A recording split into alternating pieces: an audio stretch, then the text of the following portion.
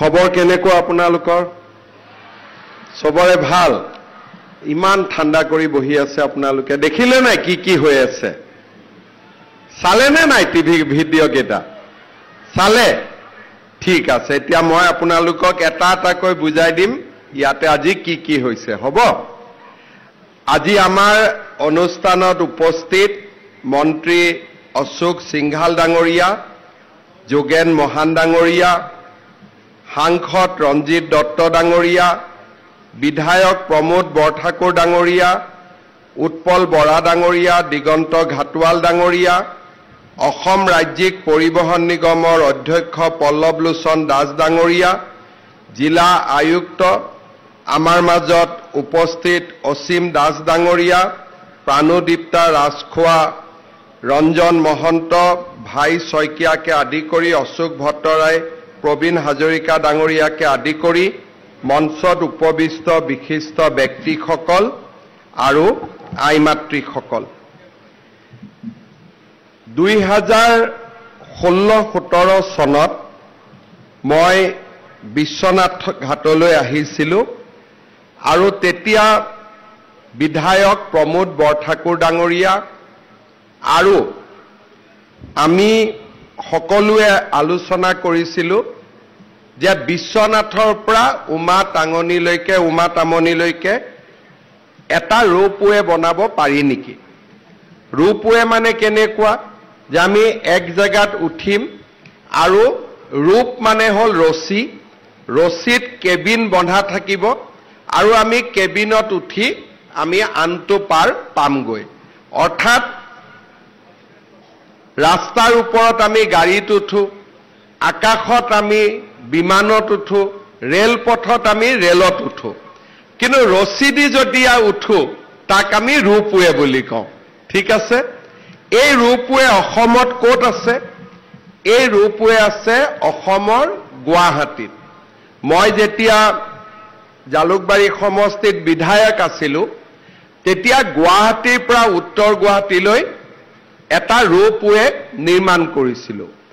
আৰু এই ৰোপৱেটো গুৱাহাটীৰ পৰা উত্তৰ গুৱাহাটীলৈ আহিবৰ বাবে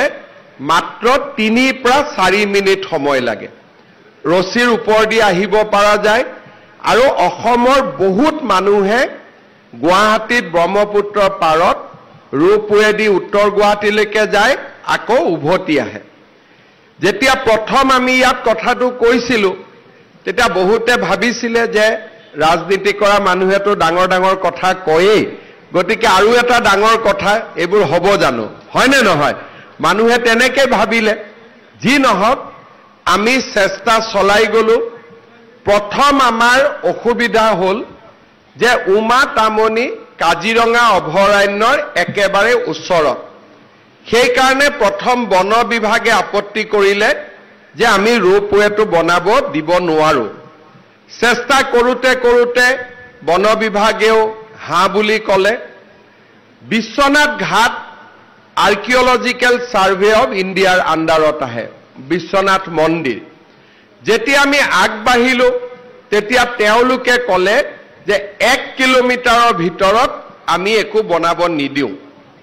পল্লৱ লোচন দাস এমপি আছিলে তেওঁক মই অনুৰোধ কৰিছিলোঁ যে আপুনি যেহেতু দিল্লীতে থাকে আৰ্কিঅলজিক্যাল সাৰ্ভে অফ ইণ্ডিয়াৰ পৰা এনঅচি এখন আমাক আনি দিয়ক ময়ো চিঠি লিখিলোঁ তেওঁ চেষ্টা কৰিলে আৰু আমি তাৰ পৰাও এনঅচিখন লাভ কৰিলোঁ কাম কৰাৰ দায়িত্ব লোক নিৰ্মাণ বিভাগক দিলোঁ আৰু আজি আমি সকলোৱে এই ৰোপৱেটোৰ আধাৰশিলা স্থাপন কৰি আহিলোঁ 500 মিটাৰ লাগিব বিশ্বনাথ ঘাটৰ পৰা উমা তামনি যাবৰ কাৰণে আৰু এই 500 মিটাৰ যাওঁতে আমাক 3 মিনিট সময় লাগিব অৰ্থাৎ 3 মিনিটত গৈ আমি উমা তামনিত পাই যাম আৰু উমা তামনিৰ পৰা ঘূৰি আহিবৰ কাৰণেও আমাক 3 মিনিট সময় লাগিব অসম চৰকাৰে 60 কোটি টকা খৰচ কৰি অহা 18 মাহৰ ভিতৰত এই প্ৰকল্প আমি নিৰ্মাণ কৰি উলিয়াম আৰু অসমৰ দ্বিতীয়টো ৰোপৱে গুৱাহাটীৰ পিছত বিশ্বনাথতে অসমৰ সেকেন্ড ৰোপৱে নিৰ্মাণ হ'ব। বিশ্বনাথে আজি এটা অভিলেখ সৃষ্টি কৰিলে। মই এই ৰোপৱেটো নিৰ্মাণৰ বাবে ৰাইজৰ লগতে মই আমাৰ বিশ্বনাথবাসী ৰাইজকো অভিনন্দন জনাইছো। বিশ্বনাথত মই বহুদিনৰ পৰা আহি থাকো। সাৰ্কিট হাউচটোত আমিতো যেনে তেনে থাকি ল'ম, কিন্তু দিল্লীৰ পৰা বা মুম্বাইৰ পৰা কোনোবা যদি বিষয় আহে সাৰ্কিট হাউচটোত থাকিব দিব নোৱাৰা অৱস্থা আছিল। অসমৰ সন্মান এটাও আহে যে আমি অসমৰ দৰে ৰাজ্য এখনত কোনোবা এজন অতিথি আহিছে, ভাল কৰি থকাৰ জাগা নাই। আমি 2022 চনত ইয়াত এটা বিকাশৰ কৰ্মসূচী, বিকাশৰ পষেক আৰম্ভ কৰিছিলোঁ আৰু সেই দিনাখনে 10 ডিচেম্বৰত আমি আধাৰশিলা স্থাপন কৰিছিলোঁ যে বিশ্বনাথত ধুনীয়া আৱৰ্ত ভৱন এটা হ'ব। আজি আমি 12,98,00,000 টকাৰে 18টা ৰুমেৰে সৈতে সাৰ্কিট হাউচটো সুন্দৰ কৰি নিৰ্মাণ কৰি উলিয়াইছোঁ। মই এতিয়ালৈকে দেখা নাই, টিভিতে দেখিলোঁ, কিন্তু অলপ পিছত গৈ চাম। সকলোৱে কৈছে খুব ধুনীয়া হৈছে বুলি। বিশ্বনাথ জিলাৰ সন্মান আৰু বৃদ্ধি পালে। আমাৰ জিলা পৰিষদৰ নতুন কাৰ্যালয় হ'ল। ইয়াতে আমাৰ জনজাতীয় হোষ্টেল এটা নিৰ্মাণ হ'ল আৰু এটা নতুন কাম আমাৰ বিশ্বনাথত আজি আমি আৰম্ভ কৰিলোঁ। সেইটো হ'ল অট'মেটিক টেষ্টিং ষ্টেচন। বিদেশৰ পৰা বিনিয়োগ আহিছে। 17 কোটি টকা ব্যয় কৰি আমি এটা অট'মেটিক টেষ্টিং ষ্টেচন বনাইছোঁ গাড়ী যান বাহনৰ কাৰণে। আমাৰ ৰাস্তাত যে ট্ৰাকবিলাক চলে, বাছবিলাক চলে, তেওঁলোকে 8 বছৰৰ ভিতৰত দুবাৰ কৰি মেডিকেল চেকআপ কৰিব লাগে। যেনেকৈ মানুহৰ মেডিকেল চেকআপ হয়, গাড়ীৰো মেডিকেল চেকআপ হয়। আগতে মেডিকেল চেকআপ গাড়ীৰ কোনে কৰিছিল? দ্বিতীয় অফিচত যায়, অলপ চলপ চাই আৰু গাড়ীখন ভালে আছে বুলি কৈ দিয়ে। কেতিয়াবা তাৰ কাৰণে গাড়ীৰ ডাঙৰ এক্সিডেণ্টটো হয়। এতিয়া আমি বিশ্বনাথ জিলাত এটা অট'মেটিক টেষ্টিং ষ্টেচন বনাইছোঁ। তাত মানুহেও গাড়ীখন পৰীক্ষা কৰিব, মেচিনেও গাড়ীখন পৰীক্ষা কৰিব। ইয়াত দিনে প্ৰায় 300খন ট্ৰাক আৰু বাছৰ আমি পৰীক্ষা কৰিম আৰু এতিয়া আমি দ্বিতীয় অফিচত যাব নালাগে। এই ট্ৰেকতে ইয়াতে আমাৰ গোটেই পৰীক্ষাখিনি সম্পূৰ্ণ হ'ব আৰু এই আঁচনি বা এই কামটোৰ লগে লগে দ্বিতীয় অফিচত মানুহ যোৱাৰ প্ৰয়োজনীয়তাটো নোহোৱা হ'ব। তাৰ লগতে আমি আৰু এটা নতুন কাম কৰিছোঁ। আমাৰ ডেকা ল'ৰাসকলে লাইসেন্স বিচাৰি দ্বিতীয় অফিচত যাব লাগে। লাৰ্নাৰ লাইসেন্সটো কম্পিউটাৰত হয়, কিন্তু মেইন লাইসেন্সখন ল'বৰ কাৰণে দ্বিতীয় অফিচত যাব লাগে। আজি আমি বিশ্বনাথত এটা অট'মেটিক আমি ড্ৰাইভিং টেষ্টিং ষ্টেচন এটাৰ কামো আৰম্ভ কৰিছোঁ। ল'ৰা ছোৱালীয়ে ইয়াতে গাড়ী শিকিব পাৰিব আৰু গাড়ীৰ লাইসেন্সখনো শিকাৰ লগে লগে নিজে নিজে লৈ ল'ব পাৰিব।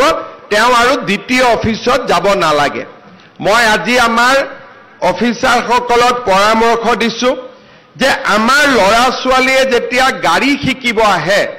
তেতিয়া আমি যদি ল'ৰা ছোৱালীক হিন্দী আৰু ইংৰাজীও অলপ শিকাই দিব পাৰোঁ, এই ল'ৰা ছোৱালীকে আমি বিদেশতো ড্ৰাইভাৰৰ কামৰ কাৰণে পঠাব পাৰিম। অসমত ড্ৰাইভাৰ কাম কৰিলে 6,000 টকা দৰমহা পায়, বিদেশত ড্ৰাইভাৰৰ কাম কৰিলে মাহত 1.5 লাখ টকা দৰমহা পায়। 1.5 লাখ টকা দৰমহা পায়, অফিচাৰতকৈ ভালকৈ দৰমহা পায়। মই অলপতে জাপানত গৈছিলোঁ। জাপানৰ চৰকাৰে মোক কৈছিলে যে আপোনালোকে যদি অসমৰ ড্ৰাইভাৰসকলক জাপানীজ লেংগুৱেজ শিকাই দিয়ে, তেতিয়াহ'লে আমি 50,000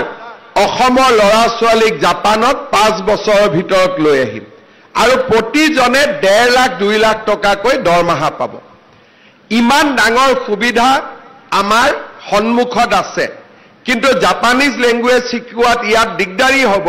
কিন্তু ইংৰাজী আৰু যদি হিন্দীও শিকাওঁ, দিল্লীতো এজন ড্ৰাইভাৰৰ দৰমহা 25,000 টকা,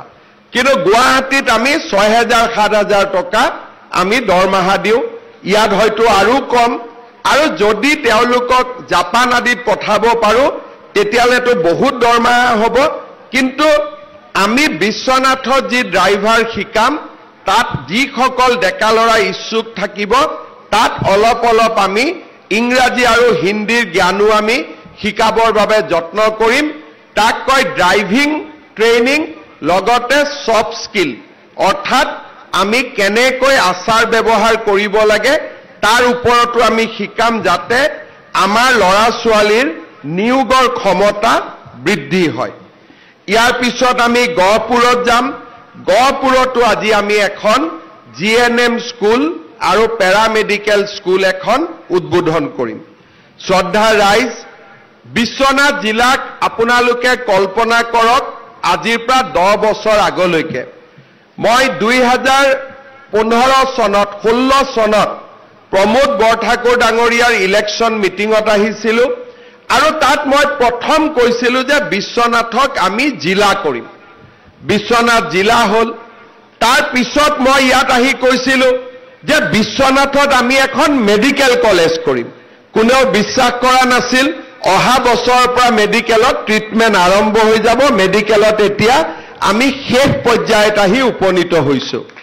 তাৰ পিছত মই কৈছিলোঁ যে বিশ্বনাথত এখন আটক ধুনীয়া ষ্টেডিয়াম কৰিম সেইফালে চাই দিলে আমি দেখা পাম ষ্টেডিয়াম নিৰ্মাণৰ কাম তীব্ৰ গতিত চলি আছে তাৰ পিছত কৈছিলোঁ ৰূপৱে নিৰ্মাণ কৰিম আজি আমাৰ ৰূপৱে নিৰ্মাণৰ কামো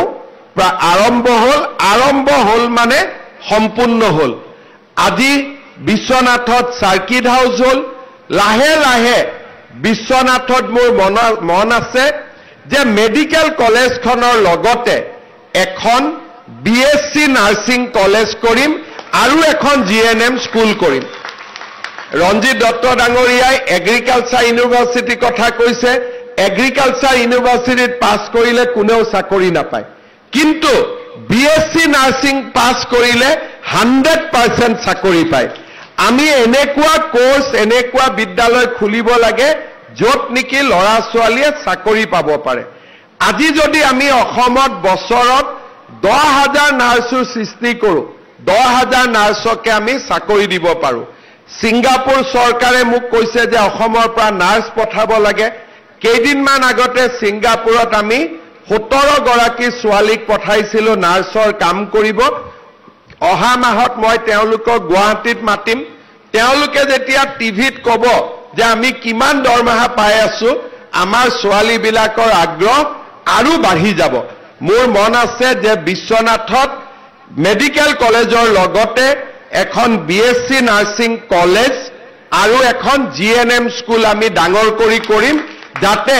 বিশ্বনাথৰ ছোৱালীসকলক আমি নিযুক্তিৰ সুবিধা দিব পাৰো মেডিকেলতো অল ইণ্ডিয়া টেষ্ট হয় লোকেল লৰাই পাবও পাৰে নাপাবও পাৰে কিন্তু নাৰ্ছিং আৰু GNM স্কুলত আমি স্থানীয় ছোৱালীকটো এডমিশন দিবই পাৰিম আৰু সেই দিশত আমি আগবাঢ়ি যাম শ্ৰদ্ধা ৰাইজ আপোনালোক সকলোৱে জানে যে আমাৰ চৰকাৰখনে এখন চৰকাৰ যিখন চৰকাৰে কিবা এটা কথা ক'লে কৰি দেখুৱায় মই বিশ্বনাথত আহোঁতে কৈছিলোঁ যে গহপুৰত আমি কনকলতা বিশ্ববিদ্যালয় কৰিম আজি 2 বছৰ প্ৰচেষ্টাৰ পিছত লাহে লাহে কোৰ্সবিলাক ঠিক কৰিলোঁ নতুন আমি কাম চাবৰ কাৰণে IITৰ এজন প্ৰফেসৰক আমি নিযুক্তি কৰিলোঁ বিল্ডিঙৰ ডিজাইন কৰিলোঁ আৰু ভগৱানে কৰিলে অহা 3 মাহৰ ভিতৰত আমি কনকলতা বিশ্ববিদ্যালয়ৰ কামো আমি আৰম্ভ কৰিম যেতিয়া মই প্ৰথম ইয়াত কৈছিলোঁ যে আমি গহপুৰৰ পৰা নুমলীগড়লৈ সুৰংগ নিৰ্মাণ কৰিম মানুহে হাঁহিছিলে কিন্তু এতিয়া নিজে মানুহে গম পাই মাটিবাৰী জোখ মাক চলি আছে ভগৱানে কৰিলে এই বছৰৰ ভিতৰতে বা আৰু 1.5 বছৰৰ ভিতৰতে আমি গহপুৰ আৰু নুমলীগড়ৰ মাজত সুৰংগ নিৰ্মাণৰ কামো আৰম্ভ কৰিম 12,000 কোটি টকা আমি এই কামত ব্যয় কৰিম আজি আপোনালোকে যদি চিন্তা কৰে বিশ্বনাথৰ পৰা গহপুৰলৈ গহপুৰত টানেল হ'ব গহপুৰত বিশ্ববিদ্যালয় হ'ব বিশ্বনাথত মেডিকেল কলেজ হ'ব অৰ্থাৎ জিলা এখন সৃষ্টি কৰি দিয়াৰ লগে লগে আজি কিমানবিলাক নতুন কাম আমি কৰিব পাৰিলো কিন্তু 2016 চনত আপোনালোকে যদি মূৰ কথাক উপেক্ষা কৰি কংগ্ৰেছক যদি জিকাই দিলেহেঁতেন তেতিয়াহ'লে ইয়াততো জিলাও নহলহেঁতেন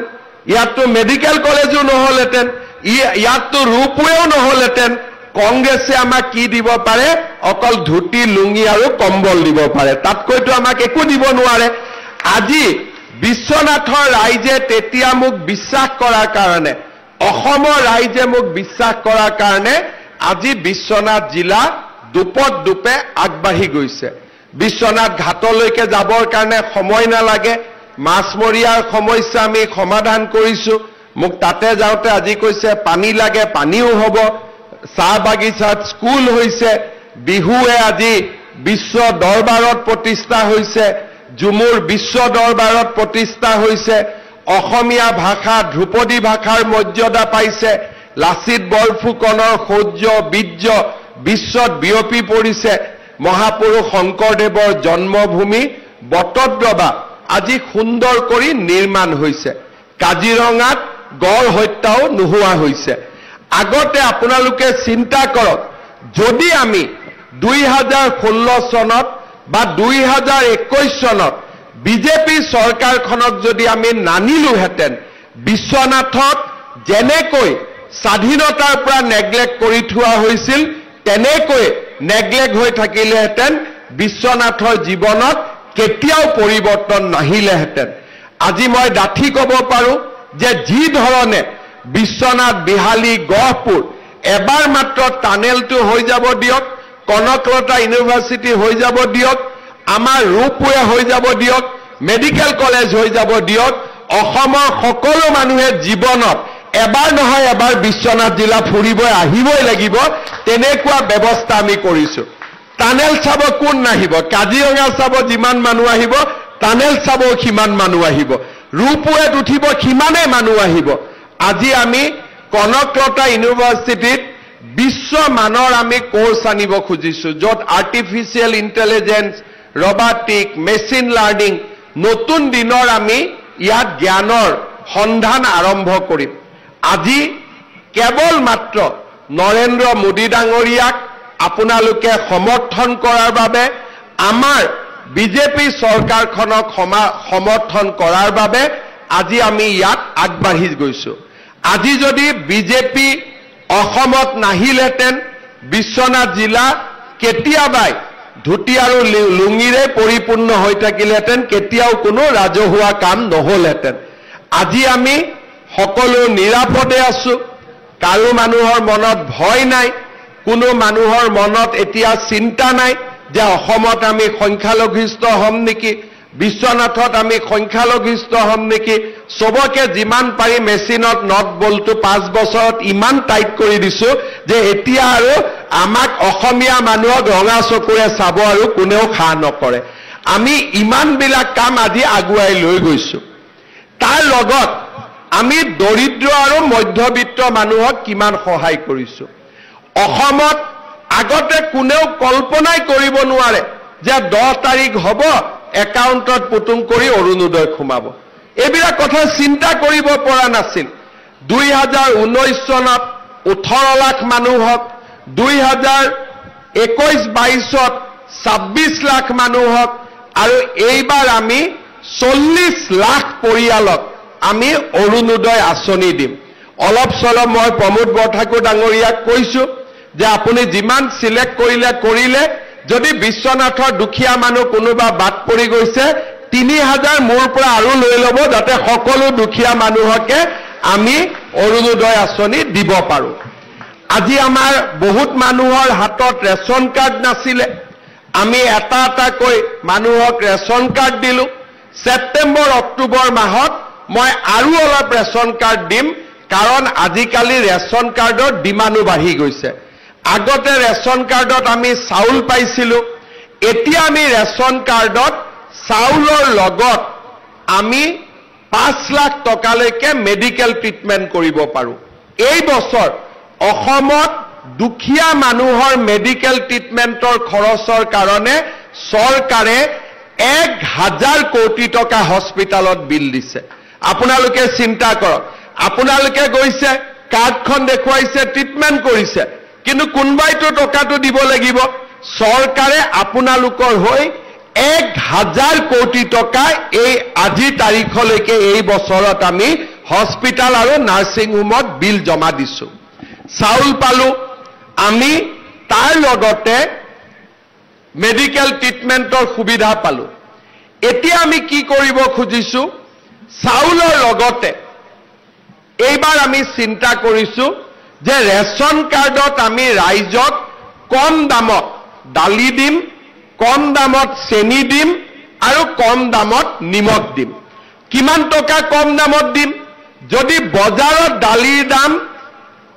100 টকা হয় মই আপোনালোকক 1 কেজি দালি ৰেশন কাৰ্ডত 75 টকাত দি দিম তাৰমানে 25 টকা বজাৰতকৈ কম দামত দিম আৰু চেনি যদি দোকানত যদি চেনিৰ দাম 50 টকা হয় মই আপোনালোকক 1 কেজি চেনি 25 টকা দামত দি দিম অৰ্থাৎ চাউল বিনামূলীয়া দালিৰ দাম 25 টকা কম নিমখৰ দাম 10 টকা কম আৰু চেনিৰ দাম 25 টকা কম তাৰমানে ঘৰত অৰুণোদয় আহিলে ঘৰত বিনামূলীয়াকৈ চাউল আহিলে আৰু কম দামত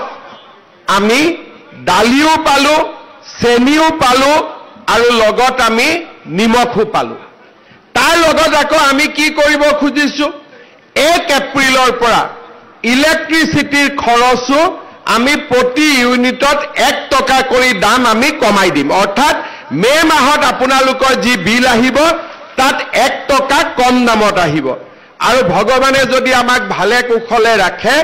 নৱেম্বৰ ডিসেম্বৰ মাহত ইলেক্ট্ৰিচিটিৰ দাম আৰু 1 টকা আমি কমাই দিম তাৰমানে এই বছৰতে 2 টকাকৈ প্ৰতি ইউনিটত দাম কমি যাব জুনে 100 ইউনিট বিজুলীৰ খৰচ কৰে তাৰ 200 টকা প্ৰত্যেক মাহত বাঁচিব এতিয়া 100 টকা নৱেম্বৰত আৰু 100 টকা তাৰ লগত আমি কি কৰিব খুজিছো আমি যি প্ৰত্যেক ৰাইজৰ পৰা ধান কিনো সৰিয়হ কিনো এতিয়ালৈকে আমি যোৱা কালিলৈকে আজিলৈকে প্ৰতি কুইণ্টলত আমি 2300 টকা ধান কিনি আছো আমাৰ চৰকাৰ অহাৰ আগতে মহাজনে 600 টকা ধান কিনিছিল এতিয়া আমি 2300 টকা ধানৰ দাম দি আছো অহা কালিৰ পৰা ধান 1 কুইণ্টল ধানৰ দাম আমি 2550 টকা দিম অৰ্থাৎ 250 টকা অহা কালিৰ পৰা আমি ধানৰ দাম বঢ়াই দিম আৰু সৰিয়হৰ দাম আমি 500 টকা বঢ়াই দিম অৰ্থাৎ এতিয়া মানুহে ঘৰত বহি থাকিব নালাগে কাম কাজ কৰিব লাগে খেতি পথাৰত যাব লাগে প্ৰত্যেক কুইণ্টল ধানত আমি 2550 টকা কৈ দিম আৰু ভগৱানে কৰিলে অহা বছৰ 2600 টকাও প্ৰতি কুইণ্টল ধানত বাঢ়ি যাব আজি আমাৰ সকলোৱে জানে যে আমাৰ ছোৱালীবিলাক যেতিয়া স্কুলত গৈছে ইলেকশ্যনৰ সময়ত মই কৈছিলো যে আমি নিযুত মইনা আঁচনি আৰম্ভ কৰিম আপোনালোকে ফৰ্ম ফিল আপ কৰি দিছিলে ইলেকশ্যনৰ পিছতে আমি নিযুত মইনা আঁচনি আৰম্ভ কৰিলো 11ৰ ছোৱালী ডিগ্ৰী ফাৰ্ষ্ট ইয়াৰৰ ছোৱালী পোষ্ট গ্ৰেজুৱেট ছোৱালী আজি 1200 টকাৰ পৰা 2500 টকালৈকে প্ৰত্যেক মাহত পঢ়িবৰ কাৰণে পায় এতিয়া 11ৰ ছোৱালী 12 পাব ডিগ্ৰী ফাৰ্ষ্ট ইয়াৰৰ ছোৱালী ডিগ্ৰী সেকেন্ড ইয়াৰ পাব পিজি ফাৰ্ষ্ট ইয়াৰৰ ছোৱালী ফাইনেল ইয়াৰ পাব তেওঁলোকে ফাইনেল ইয়াৰতো টকা পায়ে থাকিব আৰু নতুনকৈ নাম ভৰ্তি কৰা ছোৱালীবিলাককো আমি আকৌ নিযুত মইনা দিয়াৰ কাম আঁচনি আমি হাতত ল'ম ল'ৰাবিলাকৰ কাৰণেও চিন্তা কৰিছো এইবাৰ আমি চিন্তা কৰিছো যেতিয়া এজন ল'ৰা ডিগ্ৰী পাছ হয় ডিগ্ৰী পাছ হোৱাৰ পিছত বহু দিনলৈকে সি চাকৰি বাকৰি নাপায় ওত ইন্টাৰভিউ দিব যাব লাগে তোত ইন্টাৰভিউ দিব যাব লাগে এইবাৰ আমি সিদ্ধান্ত লৈছো যে এজন ল'ৰাই যদি ডিগ্ৰী পাছ কৰে অন্ততঃ 1 বছৰ সি দেউতাক মাকৰ ওচৰত পইচা খুজিব নালাগে প্ৰত্যেক প্ৰত্যেক মাহত আমাৰ চৰকাৰে সেই ল'ৰাজনৰ বেংক একাউণ্টত ২,৫০০ টকা কৰি ১২ মাহৰ বাবে জমা দিব। অৰ্থাৎ আপোনালোকে চাওক যে আজি আপোনালোকে বিজেপিক ভোট দিয়াৰ ফলত ৰাইজৰ উন্নতি হৈছে, দুখীয়া মানুহৰ উন্নতি হৈছে, মধ্যবিত্ত মানুহৰ উন্নতি হৈছে। অসমত ১.৫ লাখ ল'ৰা ছোৱালীয়ে চাকৰি পাইছে ১ টকাও ঘোষ নিদিয়াকৈ। আজি যদি বিজেপি চৰকাৰ নাহিলেহেঁতেন, এই ১ লাখ চাকৰিত যদি ১ লাখ টকাকৈও কোনোবাই ঘোষ ল'লেহেঁতেন, আপোনালোকে ঘৰত বহি হিচাপ কৰিব ১,০০০ কোটি টকাৰ ঘোষ চলিলেহেঁতেন। আজি আগতে অংগনবাদী চাকৰি এটাৰ কাৰণেও কংগ্ৰেছৰ দিনত মানুহে ৫০,০০০ টকা ঘোষ দিব লাগিছিল। আজি ডিএছপিৰ চাকৰি পাইছে, মেজিষ্ট্ৰেটৰ চাকৰি পাইছে, শিক্ষকৰ চাকৰি পাইছে, কোনেও ক'তো ১ টকাও পইচা কাকো ঘোষ দিবলগীয়া হোৱা নাই। আজি অসমৰ ইমান ডাঙৰ পৰিৱৰ্তন আমি কোনেও আগত কল্পনাও কৰিব পৰা নাছিলোঁ। এতিয়া আমি এডভান্টেজ অসম সন্মিলন পাতিলোঁ। অসমত ৫ লাখ টকাতকৈও অধিক, অসমত কোটি টকাতকৈ অধিক অসমত বিনিয়োগ আহিব আৰু বহুত ল'ৰা ছোৱালীয়ে অসমতে আজি চাকৰি পাবলৈ সুবিধা পাব। তাৰ লগে লগে আমাৰ যিবিলাক ল'ৰা ছোৱালীয়ে ব্যৱসায় বাণিজ্য কৰিব খোজে, তেওঁলোককো বেংকৰ লোন নোলোৱাকৈ, মাটি বাৰী বন্ধক নিদিয়াকৈ ২ লাখ টকাকৈ আমি তেওঁলোকক আজি সহায় কৰাৰ আঁচনি ৰূপায়ণ কৰিছোঁ। এই বছৰত অসমৰ ১ লাখ ল'ৰা ছোৱালীয়ে ৰাজ্য চৰকাৰৰ পৰা ২ লাখকৈ টকা লাভ কৰিব। আজি এটা এটাকৈ মই যিমান প্ৰতিশ্ৰুতি দিছিলোঁ ৫টা বছৰৰ ভিতৰত সকলো কথা হাতে কামে কৰি আমি প্ৰমাণ কৰি দিছোঁ। কংগ্ৰেছ দলে যদি কংগ্ৰেছৰ মেনিফেষ্টোখন চাই আপোনালোকে পুৰা পঢ়িব, তাত ফাঁকিৰ বাদে একো নাছিল। আৰু আমাৰ যদি মেনিফেষ্টোখন চাই তাত আপোনালোকে সঁচাৰ বাহিৰে একোৱে দেখা নাপায়। এইটোৱে হৈছে ভাৰতীয় জনতা পাৰ্টিৰ চৰকাৰ। আজি বিহালী ইলেকশ্যনৰ সময়ত আৰু লোকসভা ইলেকশ্যনৰ সময়ত মই আমাৰ আই মাতৃসকলক কৈছিলোঁ যে যিসকলে আত্মসহায়ক গোটত আছে তেওঁলোকক মই ১০,০০০ টকাকৈ আগবঢ়াম। বহুতে ভাবিছিলে এনেই কৈছে, মিছাই কৈছে। কিছুমানে মোক কয়ো যে মামা আমাক ঠগালে নেকি, পইচাটো নিদিয়ে নেকি। আৰু কংগ্ৰেছৰ মানুহবিলাকেও কৈ ফুৰে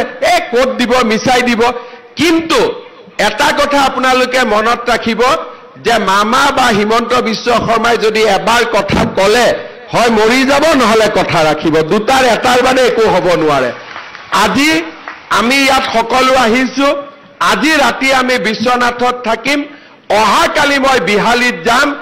২৩,০০০ মহিলাক ১০,০০০ টকাৰ চেক অহাকালি আমি বিতৰণ কৰিম। এতিয়া আপোনালোকে মোক সুধিব যে বিশ্বনাথত কেতিয়া পাম, সুধিবনে নাই?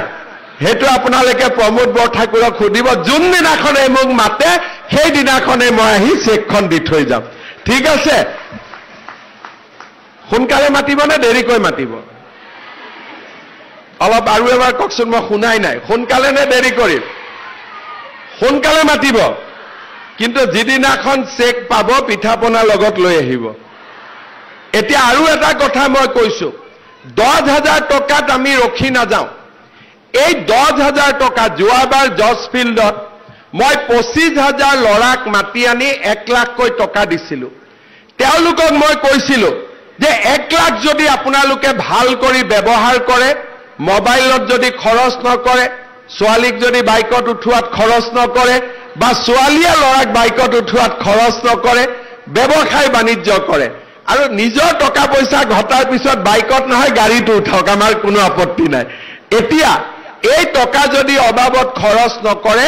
আপোনালোকক মই আৰু ১ লাখ টকা দিম। এতিয়া মোৰ খুব ভাল লাগিছে, সকলোৱে মোৰ কথা শুনিছে। এই ২৫,০০০ ল'ৰা ছোৱালীক মই ছেপ্টেম্বৰত আৰু ১ লাখ টকা দিম। মানে যেনেকৈ কৈছিলোঁ তেনেকৈ কৰি দিম। আপোনালোককো মই কৈছোঁ, কোনে কোনে ১০,০০০ টকা পাব হাত দাঙকচোন। আচ্ছা, এতিয়া আপোনালোকে যেতিয়া টকাটো পাব এই 10,000 টকাটো আপোনালোকে খুব ভাল কৰি খৰচ কৰিব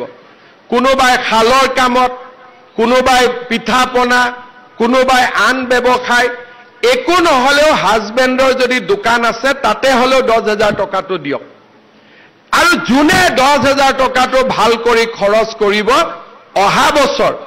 আপোনালোকে যদি মোক আকৌ এবাৰ মুখ্যমন্ত্ৰী পাতে 25,000 টকাকৈ আপোনালোকে পাব ঠিক আছে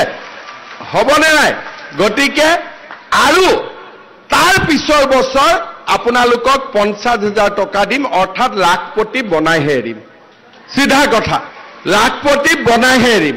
এইটোৱে হল আমাৰ উদ্দেশ্য আপোনালোক সকলোৱে আশীৰ্বাদ কৰিব আৰু